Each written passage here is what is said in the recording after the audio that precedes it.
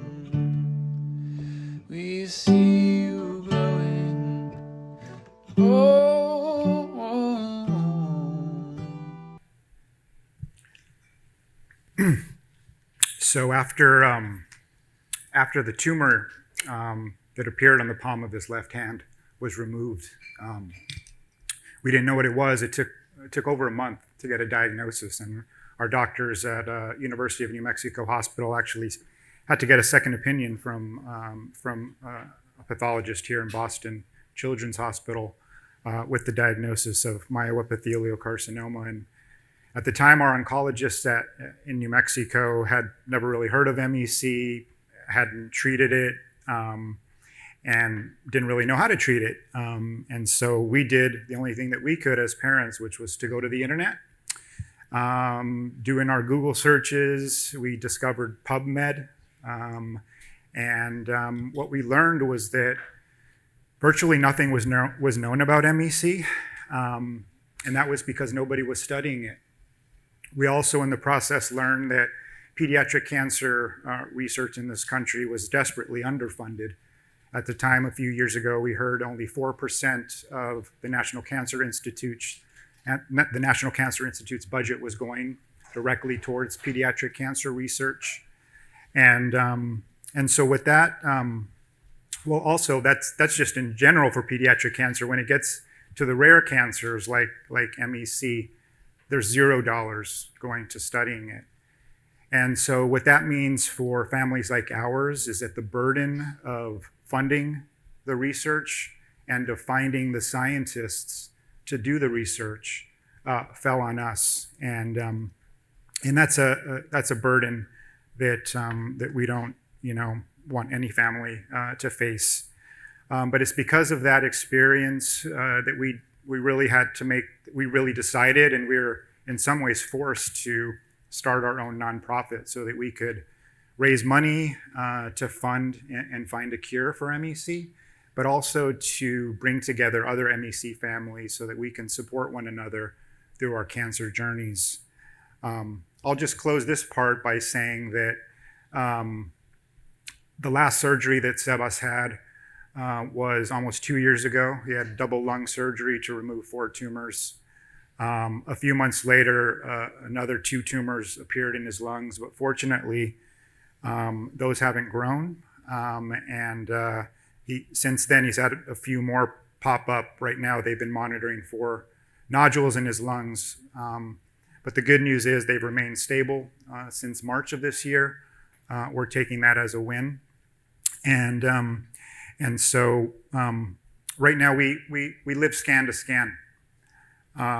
He's been scanned every 3 months. And it's the fear and the grief that come from that reality is why I'm here today.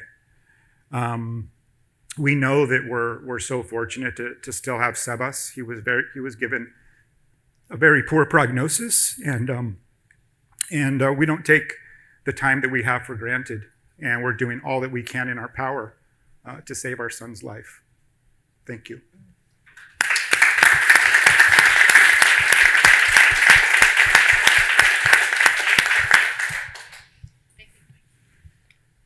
And now I just want to introduce Suzanne Vincze. She's the vice president of the Vincze Foundation, which was founded by Suzanne and her husband, Craig, in memory of her son, Max. Thank you. Thanks, everybody, for inviting me. I'm so honored. I was here last year, our first visit here with my husband and my son. We sat right over there, and we're so inspired by what you've built. You heard Dr. French earlier talk about nut carcinoma and how aggressive and insidious it is. And my son was diagnosed with nut carcinoma. And just to show you how fast and aggressive it is, he was diagnosed in June. He died in September.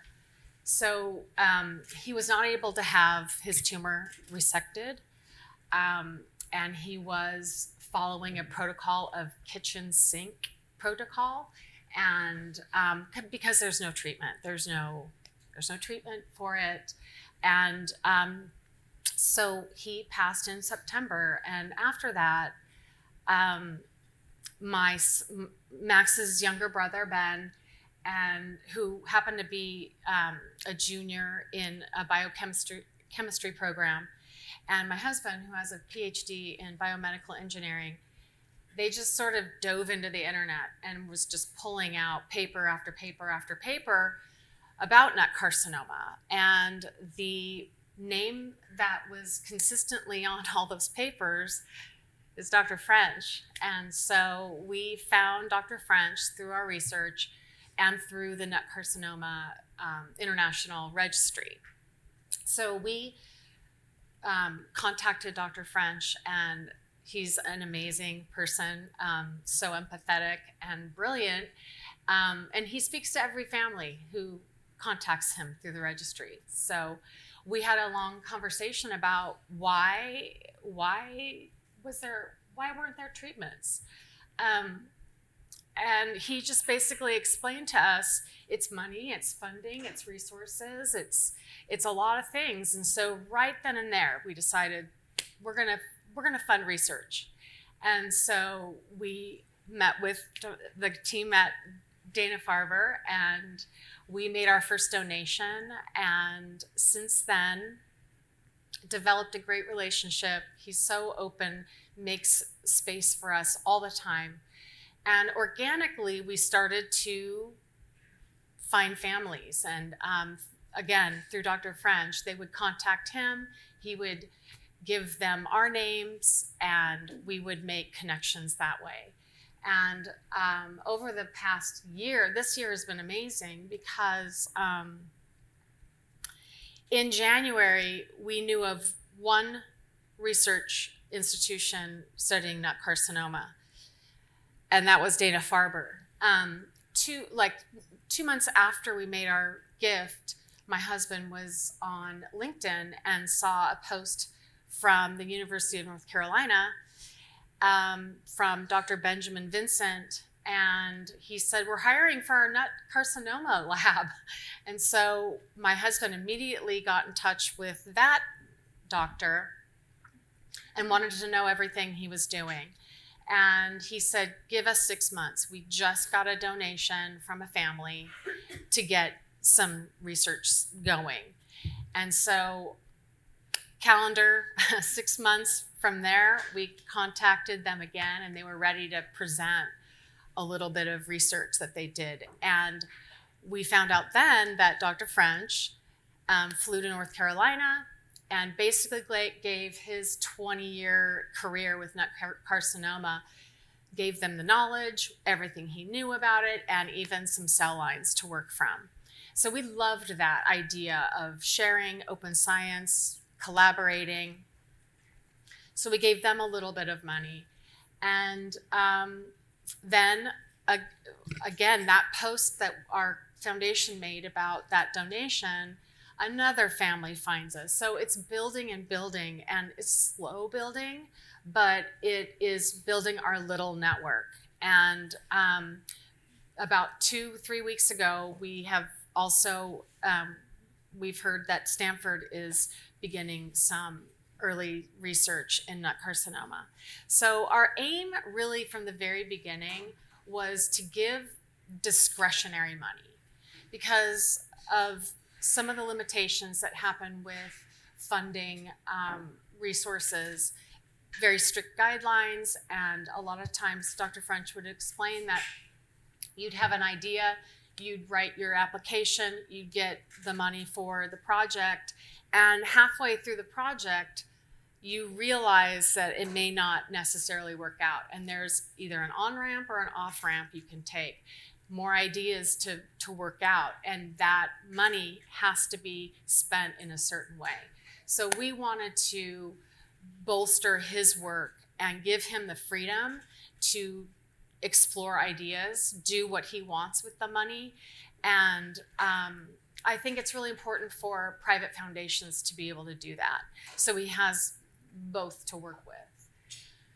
So I think that's about it, but yeah, we're always learning, and I was never in nonprofits. I'm learning every day, and yeah, if anybody has any suggestions, please pass them my way, because I am constantly learning what patient advocacy is all about.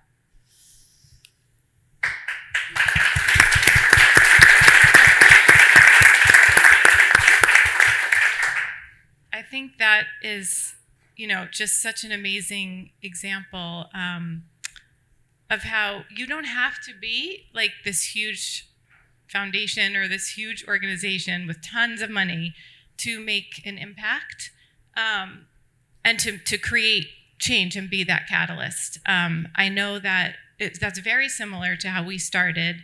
The first grant that Paul gave was from his chemo chair. It's $7,500. We started raising money after he died. We were connected to a Dr. Nabil Bardisi at Mass General, and we made an initial grant, and it was very similar. It was just that finding the right person who was willing to take a risk in his career, and giving him that seed money. We were talking about this earlier, like just having, something that they can get started with, because they can't get the big grants from like the NIH or anything until they have something to show, but they can't show anything until they have the money to start. So that's how we started too. And next thing you knew, it was like all these people are starting to work on cholangiocarcinoma. Now, 15 years later, there's identified targets, there's drugs now that are available. And that's not that long, but it feels very long in some ways, but it wasn't a ton of money. It was, I think, $25,000, $50,000 maybe was one of our first grants. And I know we were talking about that, just getting the attention of someone and being able to give grants that have no restrictions on them, that they can use it for what they need. And have you found that as well? Yes, one of the one of the things we've been able to do with the money that we've been able to raise, which has been difficult, especially living in a state like New Mexico, which is quite poor. We were so fortunate first to be early on connected with Dr. Charles Keller at the Children's Cancer Therapy Development Institute outside of Portland, and he took on our case. And one of the first things he did was he said he needed to collect as many MEC samples from across the country as he could. He wanted to do next generation sequencing on them, and he wanted to do an analysis to see what he could find in terms of commonalities, similarities between the samples. So we were able to fund that research. It was our first grant. I think it was $67,000 to do that, and some other things. And I think it was that seed money that enabled that research to move forward. We paid for the sequencing, and that paper has been submitted for publication, and it's under review right now. It's basically a genomic landscape analysis of MEC from his findings. Lately, though, we've been talking about momentum. I think over the past year, we've been able to generate a lot of momentum around MEC. And it's been in large part due to a lot of angels, some of who are in this room, Jim Palma and Barbara Van Hare, Jane Wilkinson, Corey Painter, who's not here today. It's because of them that over the past 6 or 9 months, we've really been able to generate a lot of interest in MEC. We're excited to have partnered with the Raleigh Foundation for Childhood Cancer Research. Dr. Keller is developing a genetically engineered mouse model of MEC. And we recently gave a $50,000 grant to Dr. Brian Van Tyne at Washington University in St. Louis, who's doing a pretty exciting research project that's way over my head, but in essence, it's investigating the surface proteins that's being expressed by MEC cancer cells and trying to find targets for those proteins. So we're really excited about that, but we're hoping that the momentum continues. And if anybody here is interested in working with us, we'd love to talk with you. We're actively raising money, and we have a little bit stored away for some exciting research projects. So talk to me after if you're interested. Congratulations. Thank you. That's fantastic work. And I think, we were talking about this earlier too, where cancers, you have to approach it differently, with a lot of creativity and constant advocacy, which is hard to do when you're a patient or a family member. But it's really the only way to get people's attention. And I think advocacy has such a critical role to play, and we've heard about that today, but I think we're seeing it now. And to really stay on the radar and keep that momentum going. I just was wondering, how do you keep that momentum going?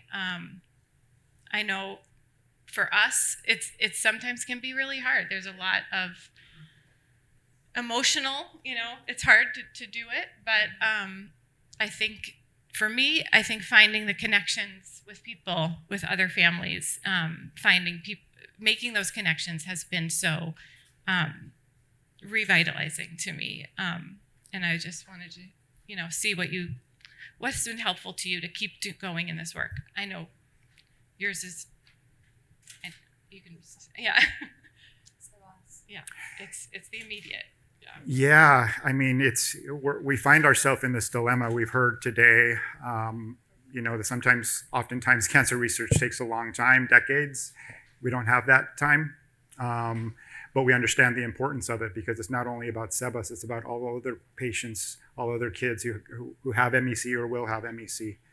And so finding the balance between the short term and the long term, but also finding the balance between the time that we've been given with Sebas, and to create the memories, to take the photos and the videos, and to really savor those precious moments.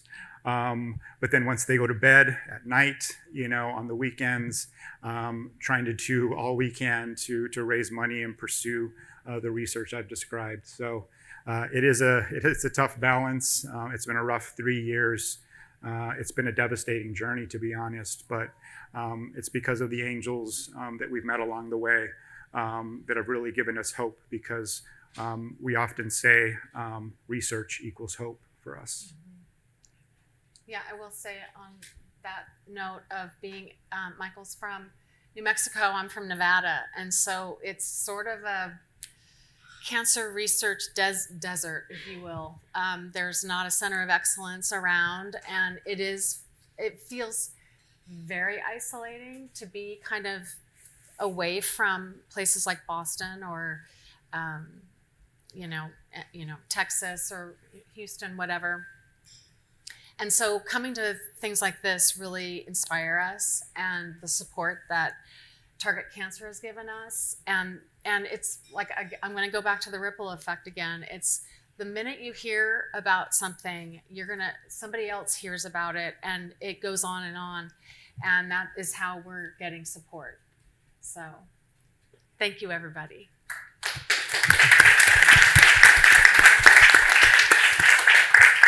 And I want to give people a chance to ask Michael and Suzanne questions as well, so feel free. That was very touching and amazing to hear every one of you speak. I do want to, someone mentioned, how do you keep that momentum? And I think it actually, I think the research is where you start. Not to, very biased here, of course, but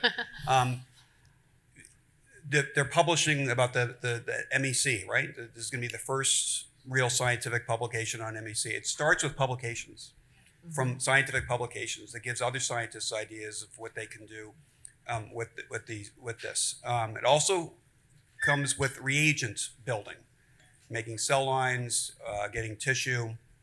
I know that Barbara Van Hune is instrumental in acquiring fresh tissue that you can study. She acts as a liaison for those types of things, but it really does begin with the research that gets published. It's out there. Other scientists, other cancer doctors see that. And I'm saying this based on not only just the nut carcinoma experience, but actually the Ewing sarcoma experience, which has been around for decades. Very rare disease, right? So much is known about it.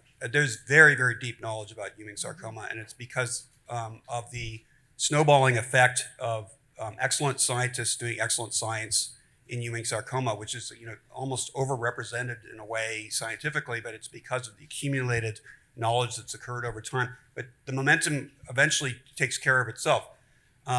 With cholangiocarcinoma, that totally resonates with me. I actually didn't know it was so understudied 15 years ago. I know Nabil, he has a science and a cancer discovery paper.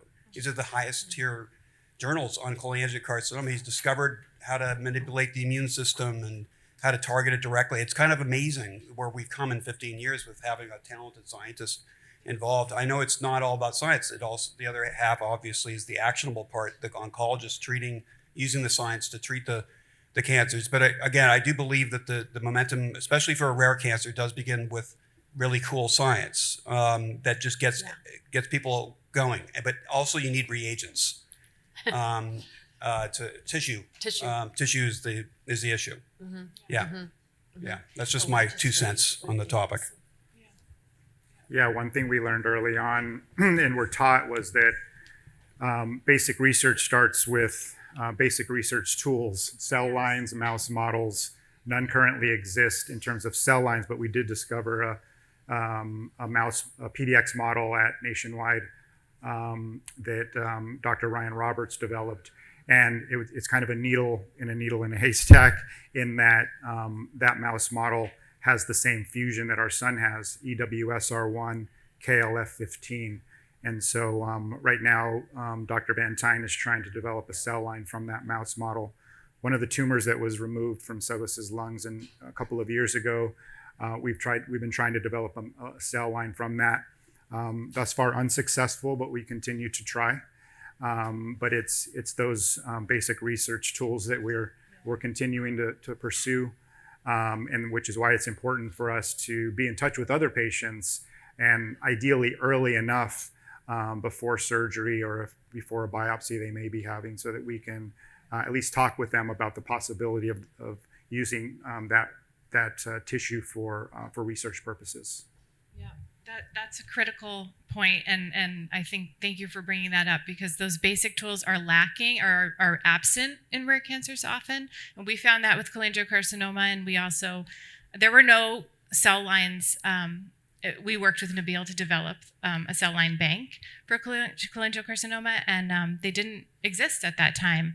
And it has changed the whole landscape for the disease. So those basic tools will open the box, really. And I think adding on to what Dr. French said, I just want to make a plug also that the science and advocacy, like we can and should keep working together, because as advocates, like we are all the ones who are like kind of pushing to get this work into the researchers' hands. So remember that we're here, and come to us and say, work with us, go to someone, go to FDA, go to government, go to whoever, and make sure people are hearing that the work needs to be done or continue, because, and I don't know, what's happening in the future, but I think advocacy is where we have a voice that needs to always be heard and gets the attention, and we just need to keep working together.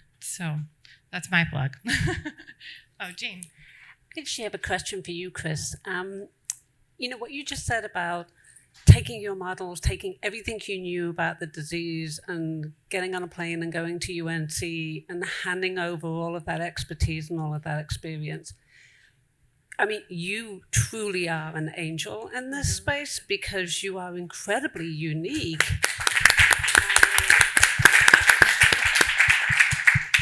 And I also think you're probably quite lonely and alone in thinking that way.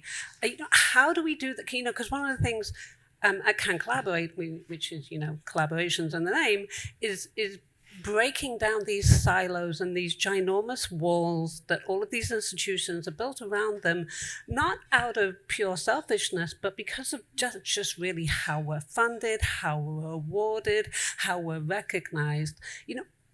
What made you say, to hell with it all, I'm going to do it anyway? Thank you for the question, because it's an excellent question. I mean, it's not, there's risks, right? There's limited resources. Okay, now it's working. There are limited resources, NIH and grant resources. We're competing for the same resources. So it's not like I did that without hesitation, to be perfectly frank. It's because, in my mind, it's unethical to hold back science for your own self-interest.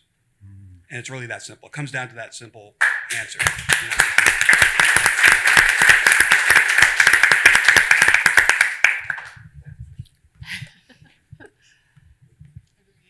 Yeah, right.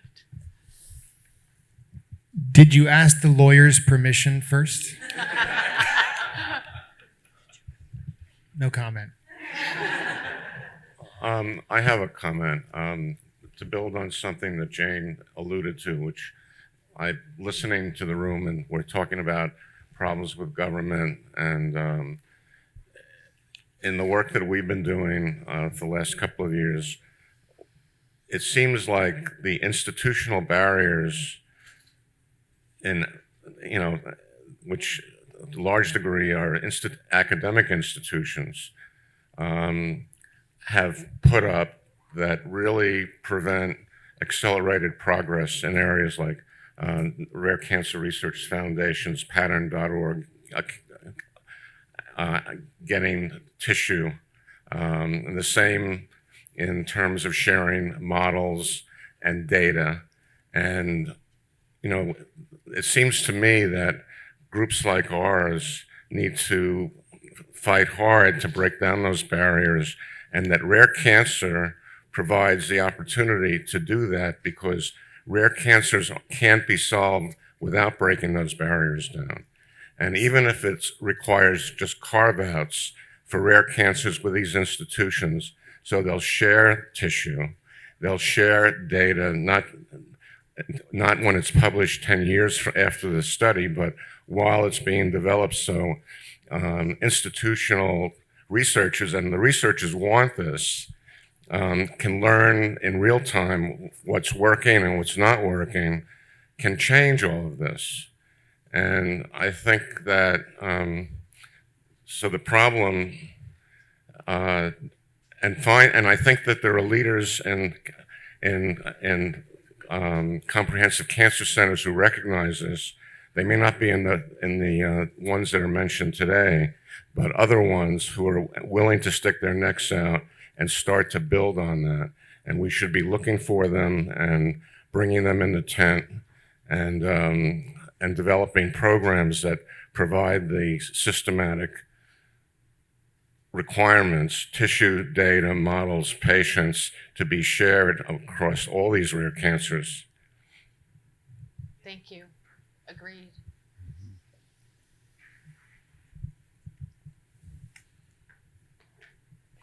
I'll just make one final comment, because I know there was a lot of talk today about next generation sequencing. And one thing that we learned very early on in the early days of our cancer diagnosis was get the tumor tested, sequenced. And our doctor wanted to send it to some small lab. And someone had really told us about Tempus and said, no, you need next generation sequencing, you need RNA sequencing. And it was because of that we started to learn some more information about our son's cancer. Not only did it have an EWSR1 KLF15 fusion, but it also had an overexpression of HER3. That led us to research, some of the HER3 inhibitors that are under development now. One of his lung tumors was sent to UC Santa Cruz for an RNA sequencing, and they found an overexpression of MDM2. There's also some drugs under development in that space. So I couldn't agree more about the importance of NGS, and every family that we come in contact with, we really highly recommend that they do that.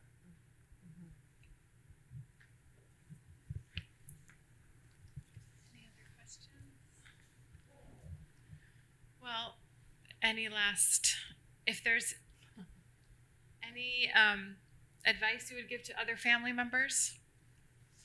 Yeah, don't be afraid to start something. Little steps lead to big things. I think Yeah, that's a really good question. I guess, I was talking with somebody earlier about this. I think it's really important that we not reinvent the wheel with every family foundation. We want to learn the lessons, which is why we look at Target Cancer as such an inspiration for us. And so that's why our focus is on MEC right now, but hopefully, eventually we want to support rare cancer research in general and move into that space. So I just thank everybody for all that you're doing. It was an inspirational day for me. My wife Was sad that she wasn't able to be here, but she was holding down the fort with the 5 and 6-year-old. And so I'm sure her time was, her hands were full.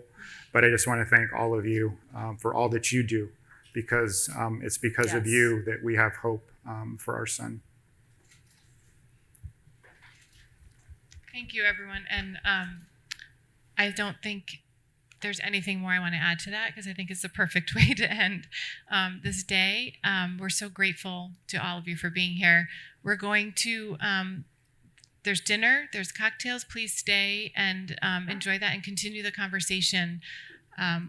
We're all here for the same reasons. So let's just keep the conversation going and stay in touch after as well. And we look forward to seeing you again next year.